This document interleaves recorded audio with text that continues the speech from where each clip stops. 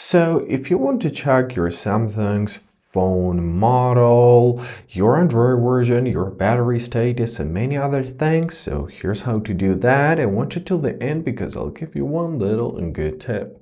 So first of all, you're to open up your settings. After that, we are to scroll down right to the bottom to our About Phone tab. Great, let's open it up.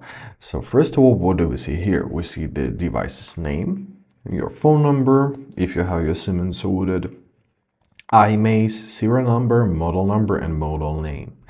Then let's click on status information. We can check our IMEI information, SIM card status, our IP address, our Wi-Fi MAC address, our phone Wi-Fi MAC address, Bluetooth address, ethereal MAC address, if it is available, of course, serial time, uptime, phone status, certification, and rated.